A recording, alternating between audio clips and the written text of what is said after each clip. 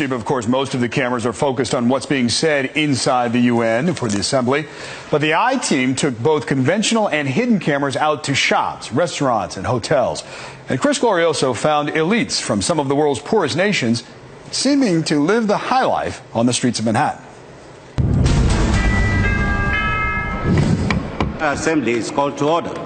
While all the world's lofty business is debated at the UN General Assembly on First Avenue, some diplomats flock to Fifth Avenue for a different kind of business. Are you guys with the Swaziland delegation? Yes. These are visitors traveling with the UN delegation from the African kingdom of Swaziland. Bags in hand, they just walked out of Bergdorf Goodman, one of Manhattan's highest-end department stores. What did you get from Bergdorf Goodman? One of the Swazi visitors told us she didn't buy the merchandise, it was a gift. But far from Fifth Avenue's retail paradise, her homeland is struggling. UN data shows nearly 70% of Swazis live on less than $2 a day.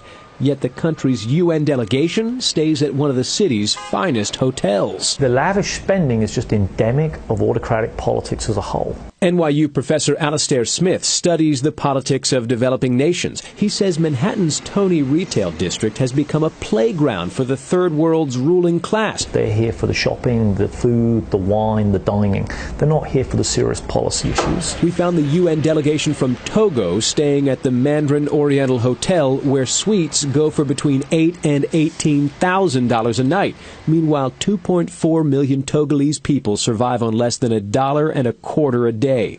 Members of Togo's entourage were less than thrilled to see our cameras outside the hotel. I said, no, you can't do it. Why? After trying to cover the lens, one man tried to bat the camera away. No, you can't videotape me.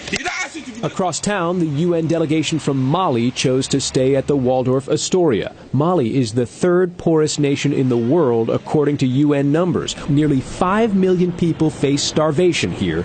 Still, this Mali diplomat wasn't ashamed to tell me he's sleeping in one of New York's most expensive hotels. Is it really okay for you to be staying at the Waldorf Astoria, a very expensive hotel? Yeah, Waldorf Astoria, Mali. It may be unseemly for diplomats from poor nations to live large in New York, but local chambers of commerce say there is one undeniable upside: receipts for local businesses. I don't think it's really up to us to moderate the types of spending that come from other countries. That's their business.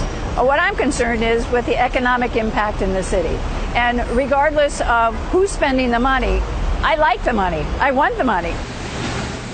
We should also point out not every developing nation chooses to stay at lavish hotels. We found members of the Tanzania delegation at the DoubleTree.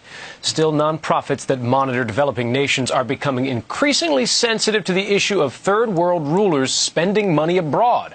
The group 100 Reporters is holding a contest to see if New Yorkers can snap photos of UN diplomats spending money ostentatiously. We have linked to that contest on our website, NBCNewYork.com.